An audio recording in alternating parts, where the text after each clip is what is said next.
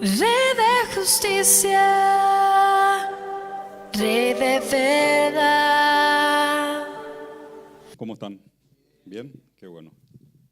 ¿Cuál es la mejor historia bíblica o la que más te gustó desde siempre? Una historia bíblica. ¿Algún personaje? ¿Quién? ¿David? ¿A alguien le gustó Goliat? ¿Judas? ¿Tomás? ¿Esteban? ¿Saqueo? ¿A quién más? ¿Otra historia bíblica que te haya gustado, que te haya impactado? ¿Te acordás siempre? ¿Quién? Enoc. Cortita la historia de Enoc, ¿eh? Sí, ¿verdad? ¿Hades? Ah, Hades. Está muy cerquita la pronunciación, por eso no se escucha muy bien desde acá. Hades, digo. Bueno, puede ser también, hay gente que le gusta el Hades, entonces sobre el gusto no hay escrito, ¿verdad? Job, ¿verdad? Cuántas historias lindas. En esta mañana vamos a hablar de una de las historias que siempre me gustó, un cuadro muy lindo de la palabra del Señor. Pero vamos a orar para que el Señor nos hable en esta mañana. Padre nuestro, te damos muchas gracias por este tiempo tan especial y te pido, Señor, que primero me hables al corazón, a la mente, con este estudio que vamos a hacer en esta mañana, y que el resultado de esto que tú pongas en mi corazón que pueda compartir con mis hermanos y que entre todos juntos, Señor, podamos extraer los detalles nutritivos para nuestro espíritu de esta bella historia que tú has permitido registrarse en tu libro. Háblanos, Señor, porque te queremos escuchar y por sobre todas las cosas te pedimos que nos ayudes a poner en práctica lo que vamos a estudiar. En el nombre de Jesús, amén.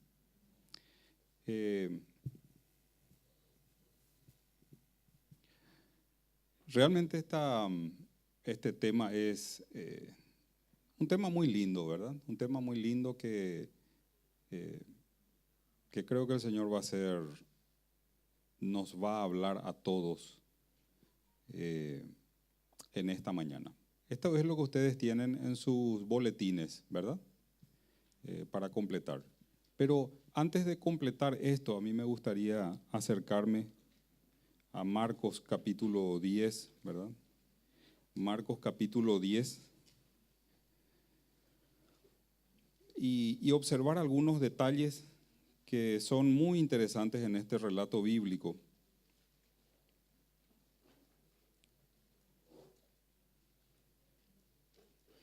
Y antes de hacer eso, me gustaría que leamos esta misma historia. Está registrado en Mateo, en Marcos y en Lucas.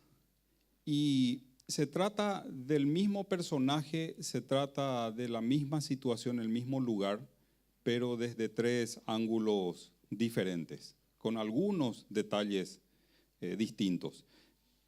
Es cierto que la palabra del Señor presenta discrepancias y contradicciones. ¿Cuántos creen que la Biblia se contradice? Muy bien. Ahora, ¿por qué motivo pueden haber discrepancias y contradicciones en la Biblia? Para generar duda, ¿verdad? Para que la gente dude. ¿Y la duda qué es? ¿Es una bendición o es un pecado? Es un pecado. ¿Y cómo es posible que Dios entonces permita que haya discrepancias y contradicciones en su palabra y que produzcan una duda y que la duda sea pecado? Bueno, Dios permite ciertas cosas en su palabra que a nosotros nos pueden parecer discrepancias o contradicciones, pero con una razón. ¿Por qué Dios permite eso? Para que cada uno de nosotros podamos investigar y al final llegamos a la conclusión de que no existen discrepancias y no existen contradicciones. Por lo tanto, si no hay discrepancias y no hay contradicciones, no hay duda. Y si no hay duda, entonces no hay pecado, ¿verdad? Significa que vos y yo tenemos que investigar la palabra del Señor para salir de toda duda. Porque es cierto, leemos algo y nos dice, bueno, esto dice aquí, acá una cosa y el otro lado de la Biblia dice otra cosa, parece una contradicción. No, eso es para que el Señor nos está empujando a investigar y a estudiar su palabra. Marcos capítulo 10, versículo 46 dice, Entonces vinieron a Jericó, y al salir de Jericó, él y sus discípulos y una gran multitud, Bartimeo, el ciego, hijo de Timeo, estaba sentado junto al camino mendigando. Y oyendo que era Jesús Nazareno, comenzó a dar voces y a decir: Jesús, hijo de David, ten misericordia de mí. Y muchos le reprendían para que callase, pero él clamaba mucho más: Hijo de David, ten misericordia de mí. Entonces Jesús, deteniéndose, mandó llamarle. Y llamaron al ciego diciéndole: ten confianza, levántate, te llama. Él entonces, arrojando su capa, se levantó y vino a Jesús. Respondiendo Jesús le dijo: ¿qué quieres que te haga? Y el ciego le dijo: Maestro, que recobre la vista. Y Jesús le dijo: vete, tu fe te ha salvado. Y enseguida recobró la vista y seguía a Jesús en el camino. Una fotografía similar está en Mateo capítulo 20. Mateo capítulo 20, versículos 29 en adelante. Dice: al salir ellos de Jericó, le seguía una gran multitud. Y dos ciegos que estaban sentados junto al camino, cuando oyeron que Jesús pasaba, clamaron diciendo: Señor, Hijo de David, ten misericordia de nosotros. Y la gente les reprendió para que callasen, pero ellos clamaban más diciendo: Señor, Hijo de David, ten misericordia de nosotros. Y deteniéndose Jesús, los llamó y les dijo: ¿qué queréis que os haga? Ellos le dijeron: Señor, que sean abiertos nuestros ojos. Entonces Jesús, compadecido, les tocó los ojos y enseguida recibieron la vista y le siguieron. ¿Qué tipo de discrepancias encuentran entre estos dos relatos? ¿Cómo? La cantidad de ciegos, ¿verdad? En Marcos habían 1 y en Mateo 2. ¿Otro detalle?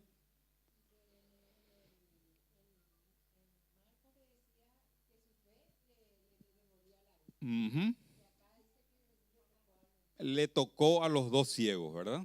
¿Otro detalle? Muy bien, María del Carmen. ¿Otro detalle? En Marcos se da nombre del ciego, sin embargo en Mateo no se registra el nombre de nadie, ¿verdad? Bueno, sigamos. Vamos a mirar Lucas 18. Lucas 18, 35. Lucas 18,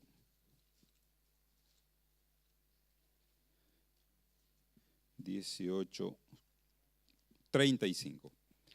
Aconteció que acercándose Jesús a Jericó, un ciego estaba sentado junto al camino mendigando, y al oír a la multitud que pasaba, preguntó qué era aquello.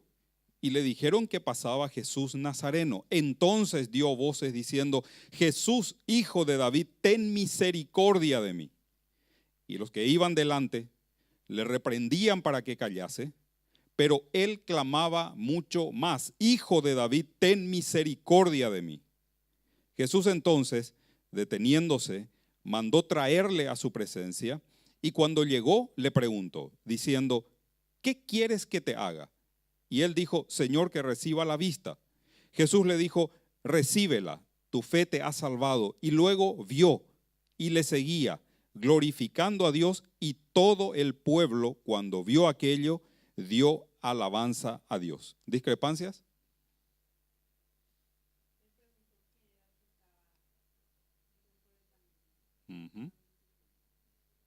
Preguntó quién era el ciego. Okay. Pero ese detalle al parecer se menciona también en Marcos.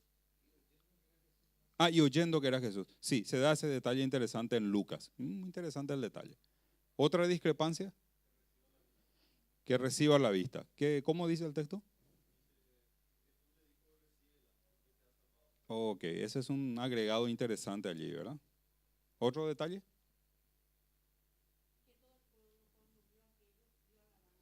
que todo el pueblo, como consecuencia de lo que pasó con el ciego, al ver lo que pasó con el ciego, entonces dieron alabanza a Dios. La pregunta es, y un detalle interesante también que se da aquí en Lucas, ¿cómo comienza el relato en Lucas? ¿Cómo comienza? ¿Cómo dice el texto? Uh-huh. Y en Marcos 46 dice entonces Jesús vinieron a Jericó y al salir de Jericó dice. Uno dice que venían a Jericó y el otro dice que salían de Jericó. ¿Entraban o salían? ¿Era uno o eran dos? Esa es la pregunta de la discrepancia en esta mañana, ¿verdad? ¿Cómo solucionamos esta situación? Nosotros tenemos que hacer algo de historia en este asunto y entender que la situación en ese momento tenía que ver con una situación geográfica, ¿verdad? Jericó en la antigüedad, una ciudad amurallada, cuando el pueblo de Israel entra a la tierra prometida, ahí estudiamos el domingo pasado el caso de Josué, que él va a incursionar, cruzan el Jordán, ingresan y lo primero que atropellan, ¿cuál es? La ciudad de Jericó, ¿verdad? Esa ciudad terminó destruida, sus murallas, invadida y quemada, literalmente. Hasta hoy se descubren las cenizas en ese lugar, ¿verdad? Y cuando en los tiempos de Cristo, Herodes el Grande, que era en ese momento más romano que judío, porque realmente tenía una parte también de familiaridad judía, es enviado de Roma hasta Medio Oriente. Le dicen, anda a solucionar el problema con tus medio paisanos en esa zona. Te vamos a dar plata de parte del presupuesto general de la República y anda congraciate con esa gente porque las revueltas, las revoluciones y todo ese asunto por religión y como se pelean con todo el mundo. Mientras que en todo el imperio está prácticamente instalada la Pax Augusta, que es Augusto César, trajo la paz al interior del imperio y desplazó la guerra en la frontera.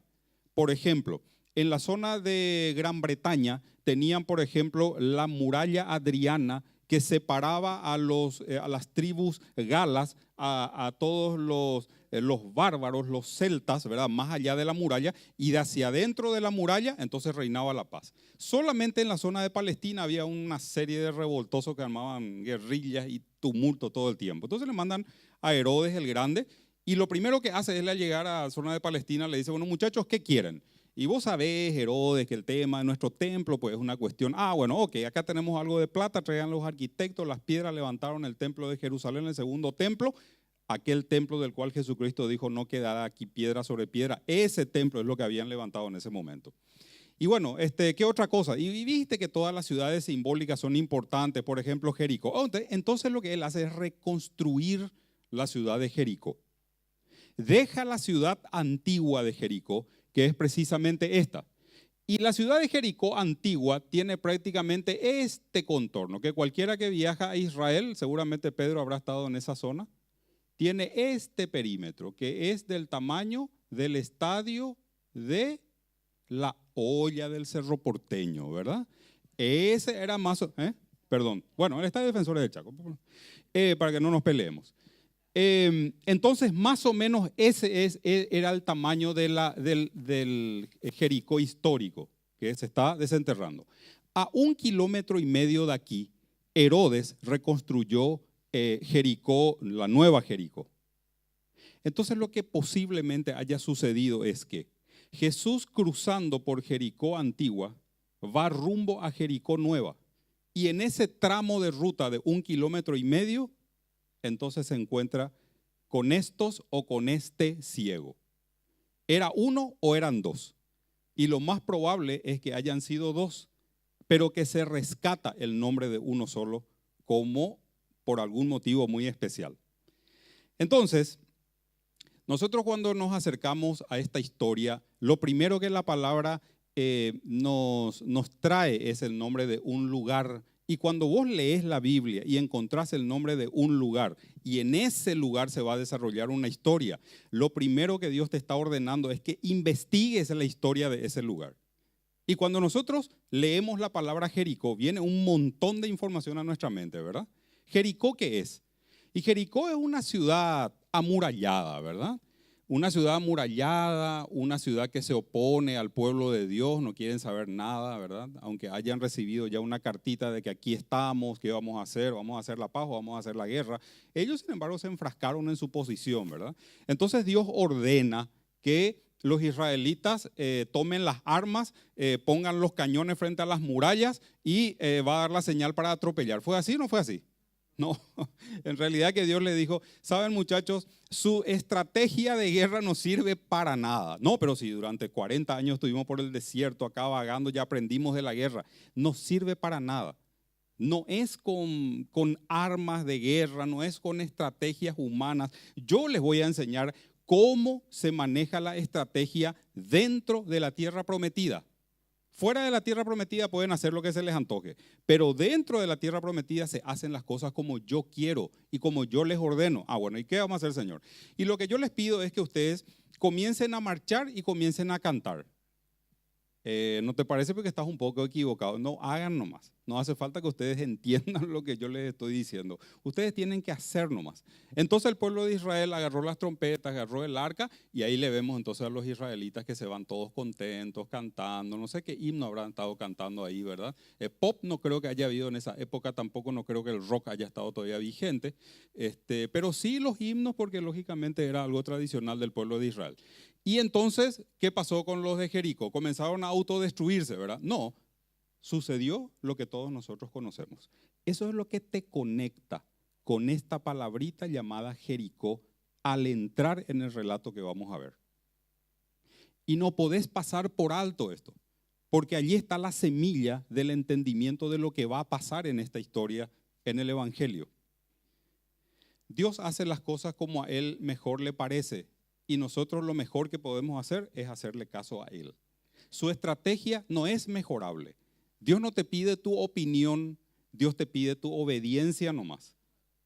Dios te dice y me dice, vos no pienses, vos hacés nomás. No, pero me parece ilógico, ya estás pensando yo otra vez. Sí, ¿sabes qué, Señor? Yo pienso que, no, nadie te llamó a pensar. Yo lo único que te llamo es a creer, no a pensar. Y de eso se trata nuestros 50 días de fe, que en realidad que tendría que ser 365 días de fe, ¿verdad? ¿Les parece? Porque a los 50 días, el día número 51, fuimos. ¿Sí? Tiene que ser 365 días de fe. Y tiene que ser por el resto de nuestras vidas, ¿verdad? Porque si la salvación está sostenida en la fe, también la vida cristiana está sostenida en la fe. Entonces, para observar algunos detallecitos con respecto a Jericó, tenemos que ver que es una ciudad conquistada ya por el año 1250 a.C. por Josué y todo el pueblo de Israel, ¿verdad? Según lo que conocemos. Llamativo es que 2 espías fueron enviados por Josué ¿a qué cosa? A escuchar lo que sucedía en la tierra prometida, a conversar con los de la tierra prometida. No. Dice que les llamó a ver, a observar lo que sucedía. Entonces ellos salieron con una serie de detalles de ahí, ¿verdad? Otro detalle interesante que me llamó la atención al acercarme a esta historia, que era una ciudad marcada por el libertinaje. La primera persona con quien se encontraron no fue precisamente una persona con una moral y una ética espectacular, aunque curiosamente esa palabra también puede ser traducida como muchacha, pero el énfasis en la fraseología hebrea da la intención de que se trata de una mujer que vivía aislada como marginada del resto de la sociedad, por lo tanto era una persona con las características que pinta la Biblia, una ramera le llama a Rahab. Otra de las características de Jericó, ¿cuál es? Es un pueblo hostil al pueblo de Dios, es un pueblo que se aísla del pueblo de Dios, que se opone, no quiere tener nada que ver con el pueblo de Israel, ¿verdad? Otra característica, que es una ciudad de mentiras. ¿Por qué? Porque Rahab, ¿qué hace? Le miente a la policía viene a su puerta y le dice, vos le tenés a estos 2 espías que vinieron. No, en realidad que no. Bueno, en realidad que escuché que ellos pasaron por acá, he visto que pasaron por acá, pero estaban muy apurados, no sé qué es lo que estaban buscando. Y entonces Rahab crea una historia que básicamente es una mentira. Jericó es una ciudad de mentiras, ¿verdad? Están habituados a ese tipo de cosas. Jericó también tiene hombres obstinados, porque fíjense que vinieron los policías y cuando les escuchan, ¿y dónde se fueron? Y se fueron por acá, le dice Rahab.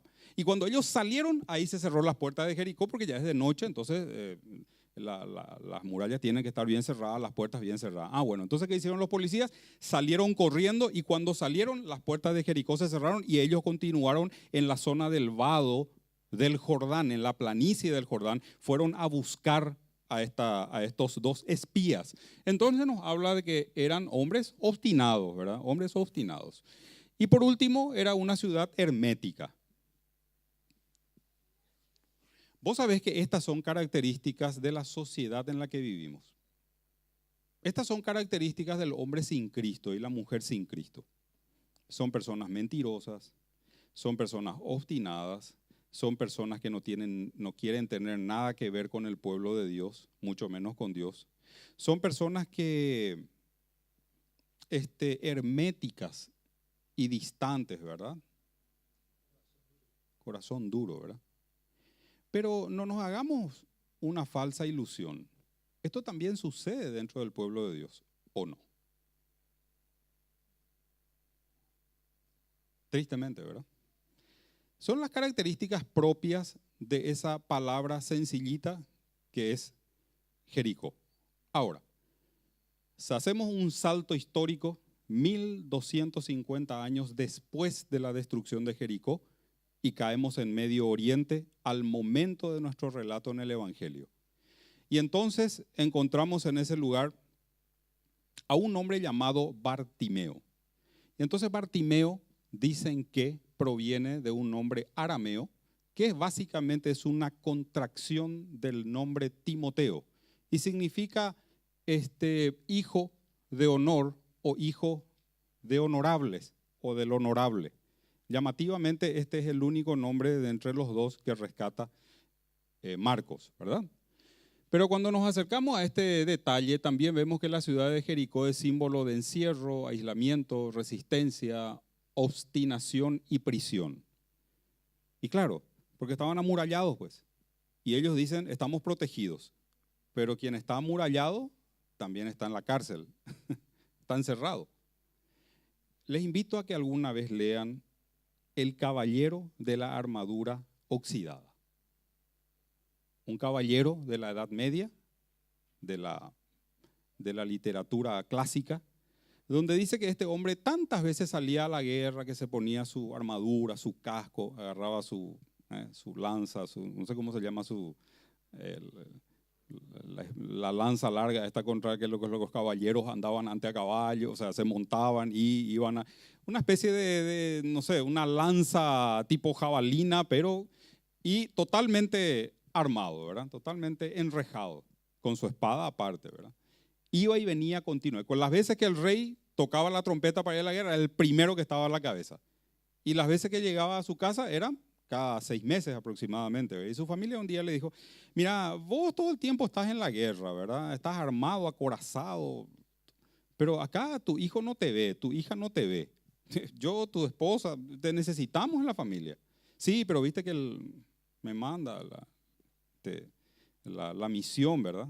Bueno, entonces llegó un día en que dice que llegó a la casa y se sienta a la mesa para comer y se sienta con toda la armadura. Le dice a su esposa, che, pero ¿por qué no te sacas la armadura? No, porque es mucho más práctico para mí. Viste que me siento acá, entonces todo armado nomás ya, como todo con usted, me levanto y voy de vuelta a la guerra, pues tengo que ir a la misión. Ok. ¿Y cómo le daban de comer? Y venía su hija y le destapaba así el casco, la abría, y entonces yo agarraba con una cuchara y le ponían dentro del casco para darle de comer, ¿verdad? Claro, es mucho más práctico, estaba todo armado ya, ¿verdad? Hasta que un día dice que fue a la guerra, volvió, se sentó a la mesa para comer y no le podían destapar el casco. ¿Por qué? Porque llovió durante la guerra y se quedó oxidada la armadura y finalmente él quedó atrapado dentro de la armadura. No podía ni comer el hombre. El ser humano es así, ¿verdad? Vive víctima de su propia estrategia y es una moraleja muy triste que nos deja hoy. Jericó estaba así, ¿verdad? Jericó estaba así. La gente de adentro estaba más atrapada que protegida. Y Lucas capítulo 4, verso 18, Lucas capítulo 4, verso 18, dice, el Señor Jesucristo estaba empezando su ministerio, entra a la sinagoga, le dan el rollo del escrito bíblico del Antiguo Testamento y encuentra este texto y él lee, el Espíritu del Señor está sobre mí por cuanto me ha ungido para dar buenas nuevas a los pobres. Me ha enviado a sanar a los quebrantados de corazón, a pregonar libertad a los cautivos y vista a los ciegos y poner en libertad a los oprimidos. Esta es la especialidad del Señor Jesucristo como Salvador, dar libertad a los oprimidos. La gente que dice todo es gente prisionera. La gente que dice que no le falta nada y está autorrealizada se engaña, porque es una prisión en la que vive. Sin embargo, el tipo de libertad que el Señor nos da no es la libertad como la que el mundo da. La libertad que da el mundo es una libertad pirotécnica, es una libertad ficticia, fantasiosa. Es una libertad autoconstruida sobre nuestra debilidad y fragilidad intelectual. Pero el tipo de libertad que da nuestro Señor es una libertad que conlleva el gozo, que es superior a la alegría, que es superior a la felicidad y que no se compara con lo pobre que nosotros podemos construir como seres humanos. El israelita, Bartimeo, porque es israelita, del pueblo de Dios, pero penosamente incapacitado. Nos recuerda 2 Corintios capítulo 4, 3 y 4. ¿Alguien puede leer? 2 Corintios 4, 3 y 4.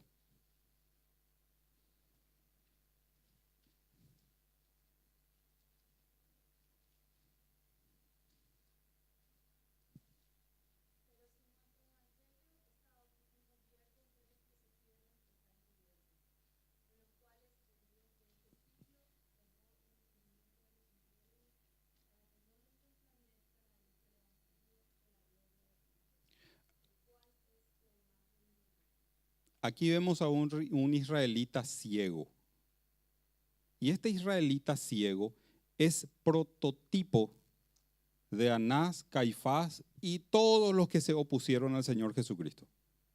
Este israelita ciego también es prototipo del cristiano desconectado de una buena comunión con el Señor. ¿Por qué?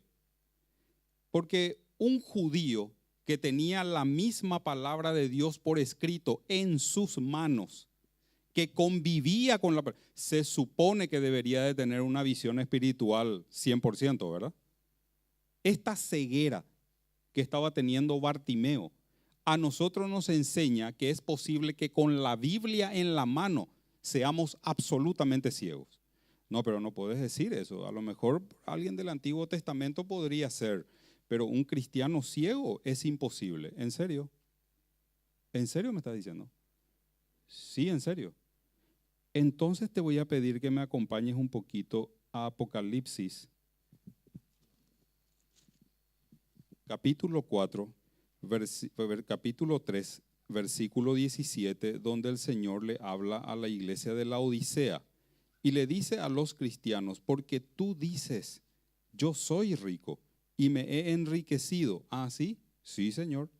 Y de ninguna cosa tengo necesidad. Y por lo visto, ni de mí, ¿verdad? No tanto, ¿verdad, Señor?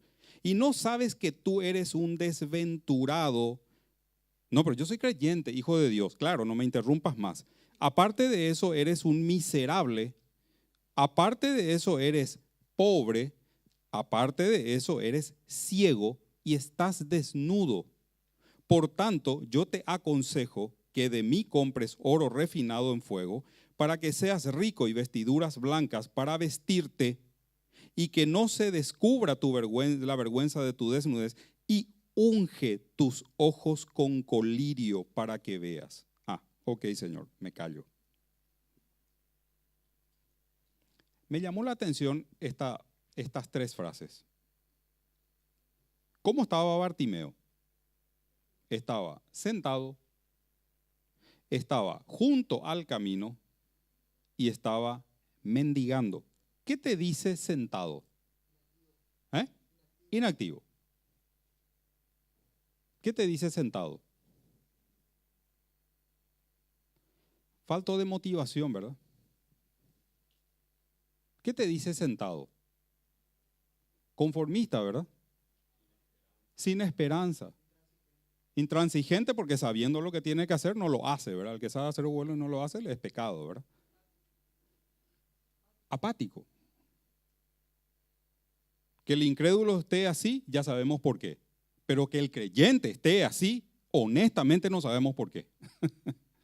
¿Y sabe por qué digo que no sabemos por qué? Porque ¿cómo es posible que teniendo la palabra que puede energizar su vida, sin depender de otros o de muletas, tenga que andar así sentado, ¿verdad?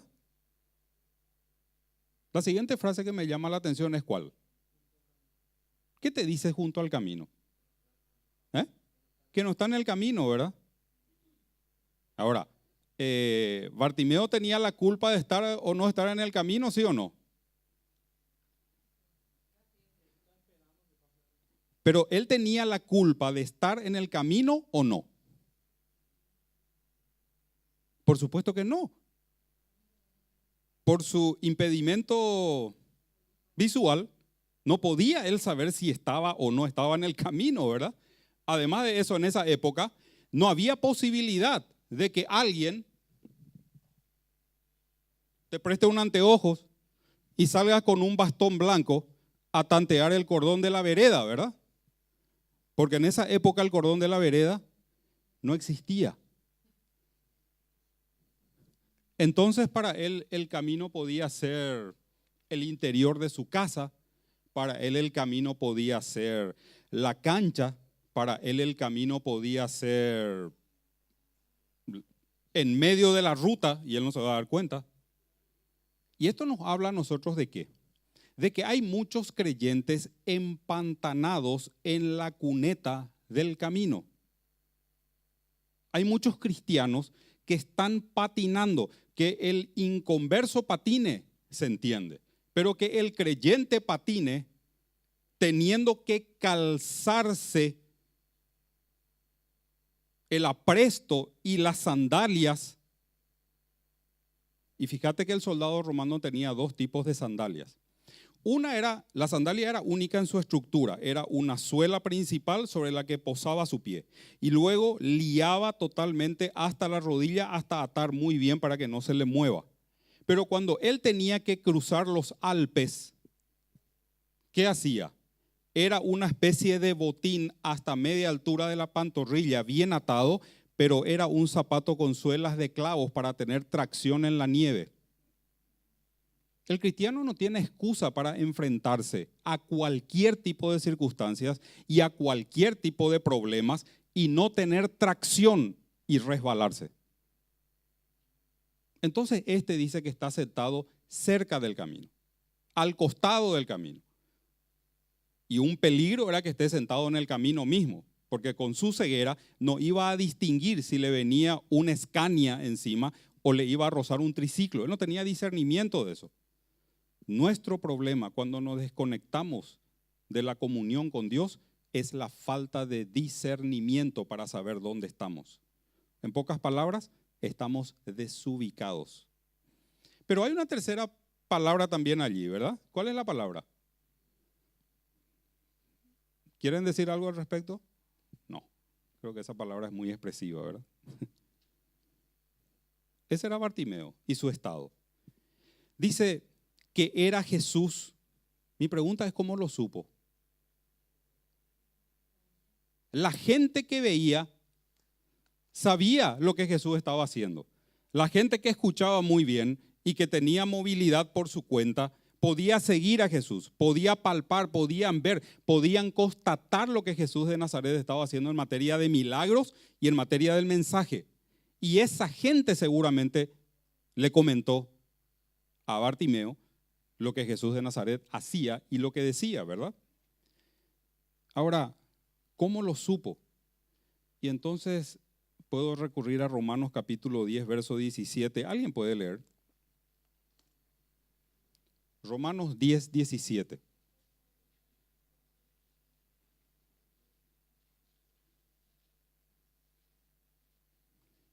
¿Qué dice el texto ahí?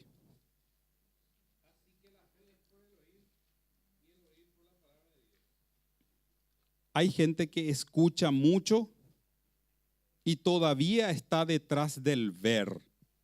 Sin embargo, aquí le encontramos a un Bartimeo ciego que lo primero que hace es oír para después ver. Entonces la fe es esa es la lógica de la fe.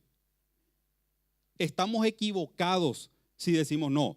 Si yo primero no veo, entonces no voy a creer. Esas son palabras de un incrédulo. Pero la palabra de un verdadero hijo de Dios es: primero voy a creer para después ver. Y la fe viene, ¿por qué? Por el oír, y el oír de la palabra de Dios. ¿Querés tener esperanza de lo que Dios va a hacer mañana contigo? Lee su palabra. ¿Querés tener menos apatía en la vida cristiana? Lee su palabra. ¿Querés dejar de estar al lado del camino y estar en el camino? Entonces lee su palabra. No, pero si nadie viene luego y me ayude, esas son muletas. No necesitas ni vos ni yo de ningún tipo de muletas. Porque la palabra de Dios nos energiza, nos da la potencia necesaria para poder tener tracción y avanzar en la vida cristiana.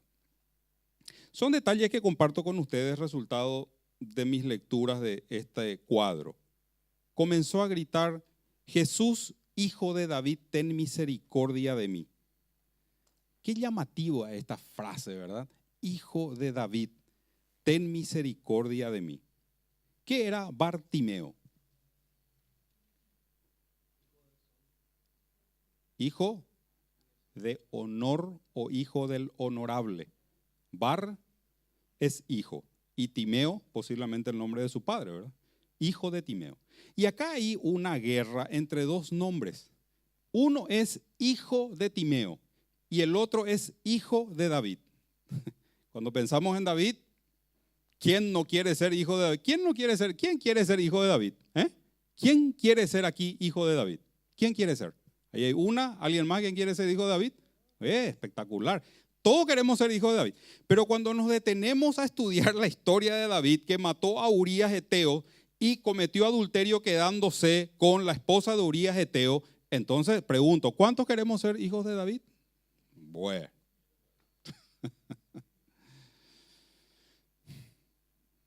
Acá hay el enfrentamiento de dos nombres. Uno es hijo del honorable, por lo tanto se puede suponer que también es un honorable.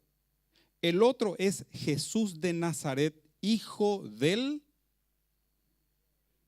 rey. ¿Qué hay detrás de la biografía del rey? No, esa parte no toquemos. Vamos a mirar nomás el pacto que Dios hizo. Mejor eso, porque todo lo que viene antes y todo lo que viene después, mejor nos vamos a filtrar. Muy bien. No existe otro nombre dado a los hombres bajo el cielo en el cual podamos ser salvos. Jesús. Este nombre, ligado a cualquier otro nombre, lo sublimiza, lo perfecciona, lo eclipsa en su grandeza, lo hace mejor.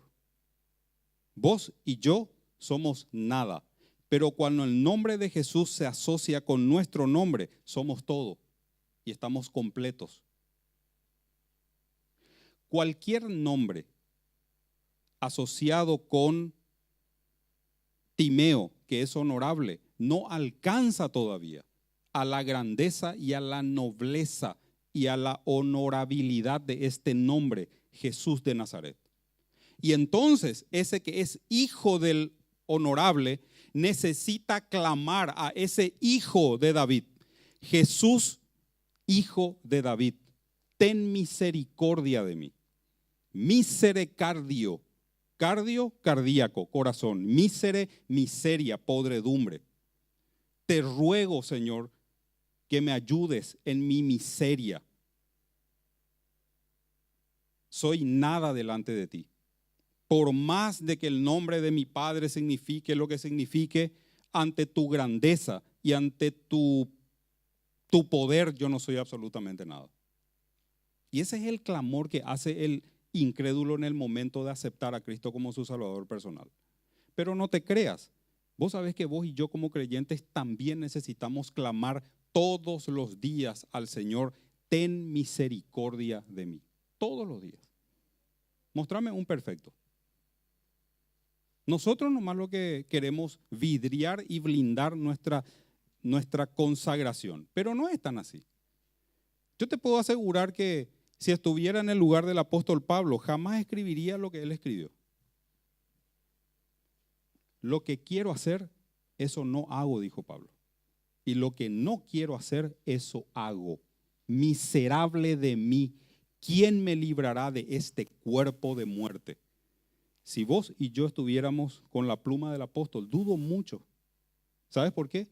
Porque nosotros vivimos en medio de una sociedad que disimula, en medio de una sociedad que aparenta, en medio de una sociedad que proyecta una imagen que definitivamente no es en el fondo. Y entonces aquí el Hijo del Honorable clama a aquel que puede traer salvación para él. Ahora, al ir al último punto, queda, porque si vamos a entrar en todos los detalles no nos va a alcanzar el día, ¿verdad? Pero me llamó la atención algo. En el versículo 50 dice, y entonces arrojando su capa se levantó y vino a Jesús, versículo 51. Respondiendo Jesús le dijo, ¿qué quieres que te haga? Y el ciego le dijo, maestro, que recobre la vista. Vos sabés que esta pregunta que Jesús le hace a Bartimeo es una pregunta que choca contra tu prioridad y contra mis prioridades. Es así, ¿verdad? ¿Qué querés que yo te haga? Y nosotros diríamos desde acá, desde el occidente y a 2000 años de distancia de este evento, diríamos, Señor, si decís que sos omnisciente, si decís que sos Dios, que sos todopoderoso, y antes que la palabra salga de mi boca, vos ya la sabés toda, ¿cómo es posible que vos le preguntes a un ciego, ¿qué querés que yo te haga? Pero no es evidente acaso, no. El Señor no estaba apuntando a su ojo. ¿Sabe a dónde estaba apuntando? A sus prioridades. Allí es donde Dios apunta con sus preguntas para vos y para mí. La Biblia está llena de preguntas, preguntas espectaculares. 3.300 preguntas en toda la Biblia, desde Génesis hasta Apocalipsis. La primera pregunta en la Biblia.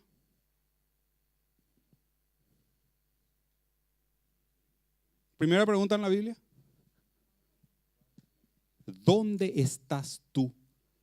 Le preguntó la geografía, el geoposicionamiento de Adán. Por favor, por favor. Dios sabe dónde estás. Dios sabe dónde estoy yo mientras estoy predicando. Dios sabe dónde vos estás mientras estás sentado allí. Dios sabe dónde vos estás mientras estás sentada en tu colegio, en el trabajo, estés donde estés. La pregunta no es geolocalización. La pregunta es vital, es vivencial. Y la pregunta que el Señor le hace a Bartimeo es una pregunta de prioridades. Y aquí Bartimeo le da en el ojo, bingo, sacó la lotería delante del Señor. ¿Por qué? Porque le dijo, Señor, ¿qué quieres que yo te haga? ¿Y qué le dijo Bartimeo?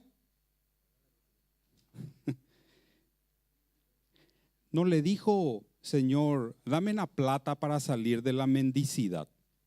¿Vos qué le dirías?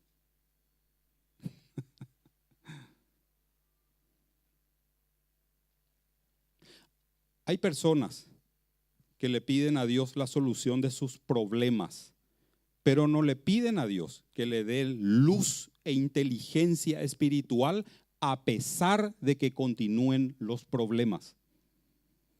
Y eso revela mucho de vos y de mí delante de Dios. Job capítulo 4, capítulo 2, versículo 4 dice, Satanás, cuando le habla a Dios, le dice, Dios, permitime que toque la salud de Job. Piel por piel el hombre dará cualquier cosa por su salud.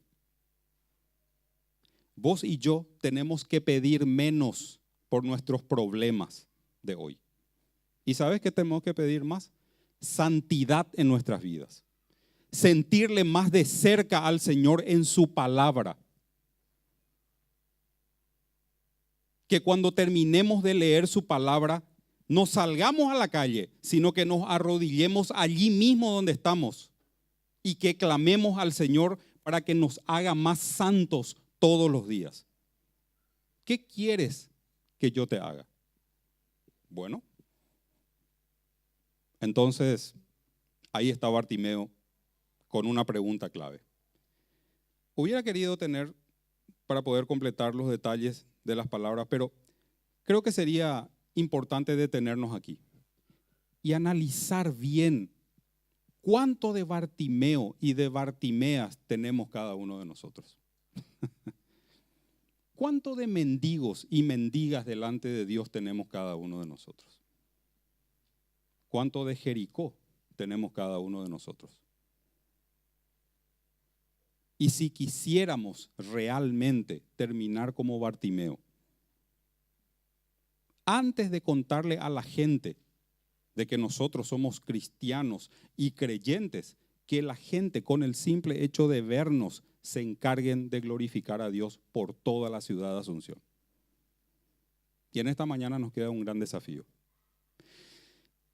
Vos sabés que la persona que nunca reconoció su situación delante de Dios es un Bartimeo en el más amplio sentido de la palabra.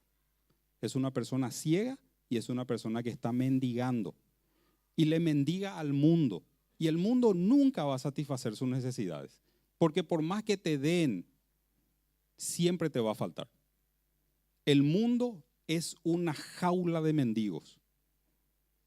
Sin embargo, Dios en esta mañana te está hablando. Y si nunca antes vos le dijiste, Señor, yo quiero salir de este Jericó. Yo quiero salir, Señor, de esta situación de amurallamiento donde yo estoy. Yo estoy encerrado, estoy encerrada, Señor. Y hace tiempo que quiero ver tu luz, quiero entender tu palabra. Yo quiero sentirte muy dentro mío, Señor. Yo quiero que vos te encargues de mi vida, no solamente de mis problemas, de mis alegrías también. Porque cuando yo farreo, me descontrolo. Y cuando yo entro en problemas, también me descontrolo. Entonces yo quiero que vos me ayudes a tener control sobre mi vida. Y entonces el Señor en esta mañana te está hablando a tu corazón mediante esta historia de Bartimeo. Vos sos Bartimeo. Y vos sos Bartimea. Y por más de que tengas un nombre honorable, no, yo vengo de una familia que tiene una religión X. Al Señor no le interesa tu religión ni mi religión. Porque la religión no da abasto. La religión no puede competir contra este único nombre que es el de Jesús de Nazaret. Único nombre dado a los hombres en quien podamos ser salvos. No, pero yo tengo también el nombre de otra honorable a través de quien yo puedo ir a Dios. No existe. Jesucristo dijo, yo soy el único tapé, yo soy el único añeteté y yo soy el único tecobé iñapuna. Yo soy el camino, yo soy la verdad y yo soy la vida. Nadie va hasta el Padre sino solamente a través de mí. No existe ninguna intercesora. ¿Sabes cuándo se le reconoció a esa intercesora? Allá por el año 700 aproximadamente se juntaron unos cuantos teólogos ahí y fabricaron un nombre de una intercesora. No existe. Bartimeo dijo, yo soy hijo de un honorable, por lo tanto soy honorable y mi honorabilidad no puede competir contra el nombre de Jesús de Nazaret. Señor, Hijo de David, ten misericordia de mí. En esta mañana Dios está esperando esa frase de tu boca. En esta mañana, si no clamás a Dios, vos sabés que puede ser tarde. Porque la palabra de Dios dice, ¿para cuándo la salvación? Hoy es el día de salvación. Vos y yo seríamos muy irrespetuosos si le hacemos esperar a Dios. ¿Quién le hace esperar a Dios? ¿Quiénes nos hemos creído nosotros los seres humanos para decirle a Dios, espérame un poco, un rato más? No. Y entonces dice la palabra de aquí, yo estoy a la puerta de tu corazón y llamo. Si alguno oye mi voz, no dice si alguno me ve. Dios no necesita que vos le veas. Dios solamente quiere que vos le oigas y abre la puerta de su corazón. Entraré a él o a ella y cenaré con él o ella y ella o él conmigo. Vos sabés que el encuentro con Dios y vos es una mesa redonda, 2 sillas, una flor en el medio, una vela, vajillas para 2 personas. 3 son multitud. Y entonces a media luz el Señor se levanta de su asiento y se acerca a vos y te susurra y te dice, quiero ser tu Salvador hoy. Yo preparé esta cena. es una intimidad entre vos y Dios. Nadie puede entrar allí. Y entonces se vuelve a sentar y te mira a los ojos y te dice, vos sabés que no es obligación. No es obligación. Y entonces le preguntas, y Señor, ¿qué es lo que yo te voy a dar? Vos no te preocupes. Yo solamente te pido una cosa. ¿Y qué, Señor? Te pido tus pecados. Nada más. Entregame tus pecados y yo te regalo la salvación. Dame tus pecados y yo te doy mi apellido y te voy a hacer parte de mi familia. Y vos en ese lugar, sin haber aceptado a Cristo todavía, con tus ropas totalmente andrajosas como Bartimeo, como un mendigo ciego, miserable, al costado del camino, pero el Señor te hace sentar en un banquete con Él en una noche o en esta mañana, entonces le decís, Señor, yo te entrego mis pecados. Yo te entrego mis pecados porque mis pecados me tienen a mí y yo quiero que vos tengas mis pecados. Y el Señor te dice, yo morí por vos en la cruz del Calvario. Yo derramé mi sangre preciosa por vos para borrar tus pecados y para vestirte con ropas de galas y hacerte parte de mi familia. En esta mañana yo te quiero invitar a aceptar a Cristo como tu Salvador personal. Si nunca antes viste la historia de Bartimeo de esta manera, era precisamente para que Dios te diga en esta mañana, yo quiero quitarte del camino, del costado del camino. Quiero hacerte parte de mis seguidores. Quiero que me conozcas más personalmente, no porque otros te comentan, como fue el caso de Bartimeo, no quedándote ahí a mendigar por toda la vida. Y entonces te invito a que inclines tu cabeza en esta mañana y que cierres tu ojo ahí donde estás. Y quiero que pienses en los detalles de este hombre. Quiero que pienses en la expectativa que él habrá tenido de todos los días salir a mendigar, a sentarse en el mismo lugar. En qué momento seguramente voy a ver a este Jesús, en qué momento voy a escuchar por lo menos primeramente a este Jesús. Y él estaba con toda la expectativa de conocer a Jesús de Nazaret. No se habrá ni imaginado que Jesús mismo en persona le haya llamado para que venga a su presencia, ¿verdad? Cosa que contigo hoy, en este momento, Jesús está haciendo. El Señor me está mandando con este micrófono en la mano a que vaya y te llame y te invite a acercarte a Él. No soy yo el Salvador, te voy a llevar al Salvador. Y entonces ya te cuento por el camino qué es lo que te va a pedir el Señor. Y el Señor te dice en esta mañana, yo te invito a que abras tu corazón, a que bajes tus brazos, a que dejes de tener el puño apretado en contra de mí, a tener una relación íntima conmigo, no de una religión, sino de una relación. Y entonces decirle así al Señor, si realmente querés ser parte de su familia, tener su apellido, ser hijo de Dios y no solamente de un honorable pasajero, decirle así al Señor, Señor, estoy delante de ti en esta mañana. Decirle así de todo corazón. Señor, me rindo delante de ti. Reconozco que el pecado que hay en mi vida, tú me conoces muy bien. Decirle así al Señor de todo corazón, tú me conoces, Señor. Estoy tan ciego como Bartimeo. Y en esta mañana, yo me arrepiento de todos mis pecados. Te entrego mi vida, Señor. Te abro la puerta de mi corazón y te invito a que entres en mi vida y que me des ese gozo que tanto he necesitado durante toda mi vida. Señor, creo que tú eres el único que me puedes dar la salvación. Decirle así al Señor. Creo que con tu sangre preciosa tú me puedes limpiar de todos mis pecados. Señor, yo creo que tú resucitaste al tercer día y que en este momento me das la vida eterna. Decirle así al Señor, Señor, te doy gracias por hacerme parte de tu familia. Te doy gracias por tu amor, por tu misericordia, Señor, hacia mi vida. me entrego una vez más a ti. Y con los ojos cerrados, las cabezas agachadas, te quiero decir algo. Bartimeo era un judío y habrá escuchado 1000 veces durante toda su vida leer el Tanaj o el Antiguo Testamento, ¿verdad? Toda su vida.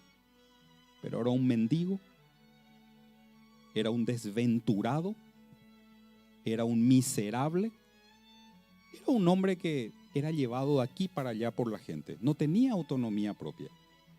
Vos hace mucho tiempo que sos un creyente, que sos una creyente. Hace mucho tiempo que le conoces al Señor. ¿Te gusta cómo vivís? A mí, sinceramente, no. Quisiera vivir mejor cada día más para mi Señor. Mi Señor dio su vida por mí. ¿Y por vos? Si sos un hijo de Dios, si sos una hija de Dios, y si pensás íntimamente en esto que estoy diciendo, te puedo asegurar que no vas a estar contento ni vas a estar contenta con tu vida cristiana. No esperes que alguien venga, te levante y te lleve. No necesitas. Dice la palabra del Señor que Él envió a su Espíritu para que esté en nosotros y nos dé el poder para vivir una vida de éxito delante del Señor. No el éxito como lo califica el mundo, sino el éxito en términos de consagración, el éxito en términos de dependencia, el éxito en términos de obediencia a su palabra. Y quiero terminar orando contigo como mi hermano y como mi hermana en Cristo. Señor, gracias te doy. Gracias te doy por mis fracasos, Señor. Gracias te doy por mis miserias. Porque si no hubieran sido por mis miserias y mis fracasos, entonces yo jamás hubiera podido experimentar tu brazo sobre mi hombro, tu consejo en mi corazón y esa preciosa canción de tu voz en mi oído que me dice: amado, te amo. A pesar de los pesares,